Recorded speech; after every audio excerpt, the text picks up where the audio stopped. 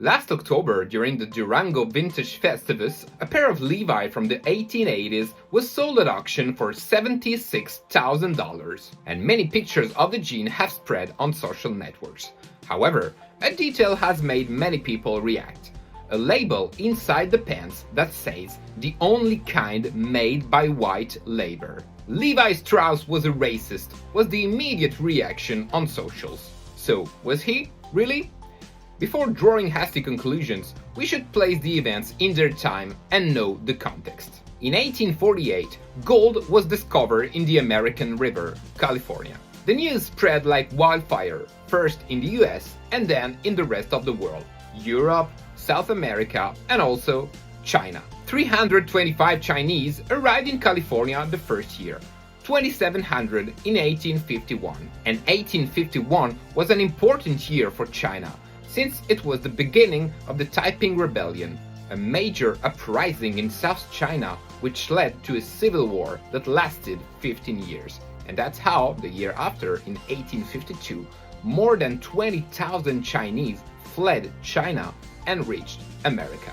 Chinese immigrants tried to make their way in this new promised land. They were seeking for gold, but not only, they were also working in many different industries like herbalists, cooks, laundrymen, clothing manufacturer, and they earned money. And this, at some point, started to annoy the locals. In fact, most Americans were convinced that the Chinese were too different to successfully blend into American culture, and this point of view was reinforced by racist drawings of Chinese immigrants in the newspaper of the time. Moreover, the Americans considered that the Chinese were stealing their jobs, and they were indeed willing to work more, do more difficult tasks, and all for lower wages. And this is where we come to Levi Strauss. In the early years, the first Levi's pants were made by seamstresses working from home. But in 1873, Levi Strauss and Jacob Davis registered the patent of the copper rivets, and the demand rose exponentially. The company had to hire plenty of workers, and among these workers there were, obviously, many Chinese. In his book, Jeans of the Old West, Michael Harris claimed that in November 1876, the Levi Strauss Company employed 180 Chinese immigrants and only 38 non-Chinese workers. I talked a few days ago to Michael, and he said that these Chinese immigrants were not directly working for Levi, they were more like contracted piece workers sewing jeans. But still, many Chinese were working for Levi's. It was in this context that in July 1877, racial riots led by Americans exploded in San Francisco. And the reasons were always the same.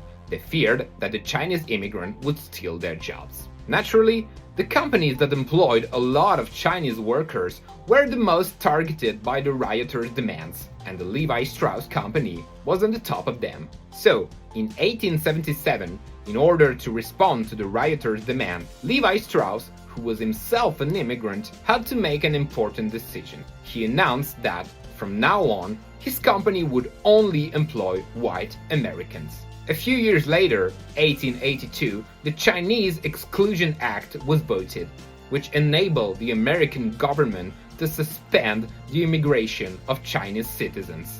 The funny thing is that Levi's is now quite uncomfortable with this racist slogan. The proof? The spokesperson of the company recently asserted that this slogan was adopted in response to the Chinese Exclusion Act of 1882, which is false. I recently talked to many experts and historians, including Professor Dean Hashimoto, and they all agree on this point.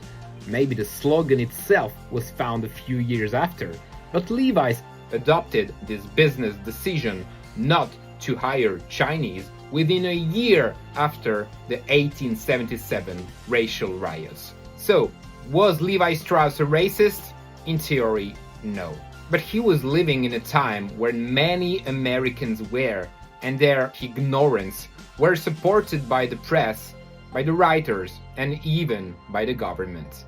If you want to know more about Chinese immigration during the Gold Rush era, I wrote a 16-page article in issue 4 of Avant, still available on Avant website. Thank you for listening.